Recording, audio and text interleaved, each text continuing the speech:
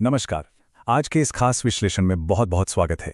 आज हम एक बेहद ही दिलचस्प और अनोखी गाइड को डिकोड करने वाले हैं। ये गाइड एक तीर से दो निशाने लगाती है। एक तरफ तो ये हमारी सदियों पुरानी वट सावित्री पूजा के आध्यात्मिक महत्व को गहराई से समझाती है, और दूसरी तरफ ये हमें सिखाती है कि आज के इस डिजिटल युग में कंटेंट क्रिएटर्स इस पवित्र अनुष्ठान को कितनी खूबसूरती से दुनिया के सामने पेश कर सकते हैं। तो चलिए बिना किसी देरी के शुरू करते हैं।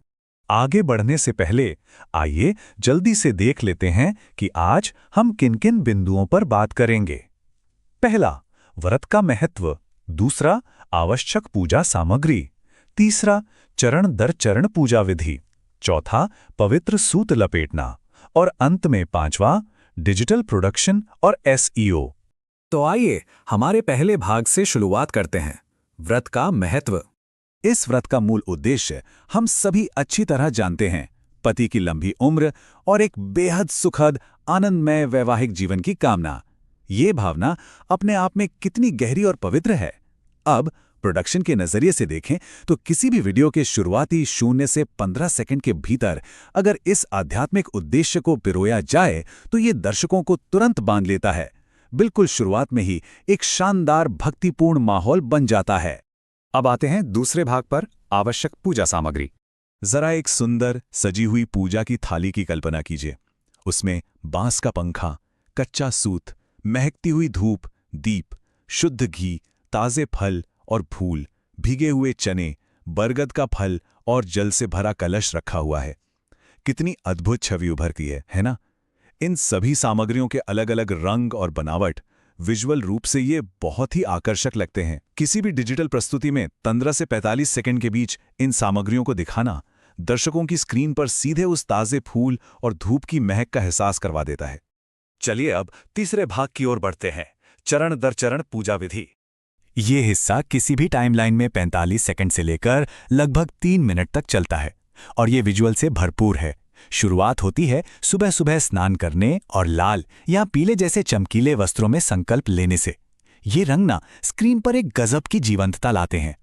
इसके बाद बरगद के पेड़ की जड़ों को जल अर्पित करना और वहां सावित्री सत्यवान की मूर्ति स्थापित करना। फिर रोली, अक्षत, ताजे फूल, भीगे चने और मिठाई चढ़ाना।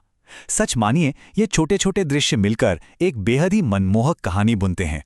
अब बात करते हैं चौथे भाग की, पवित्र सूत लपेटना। 108, जी हाँ, ये कोई आम संख्या नहीं है, ये परिक्रमा की गिनती है।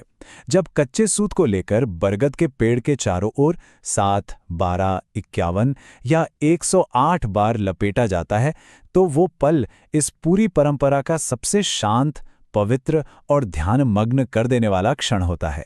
ये दृश्य कैमरे पर सबसे ज्यादा प्रभावशाली लगता है।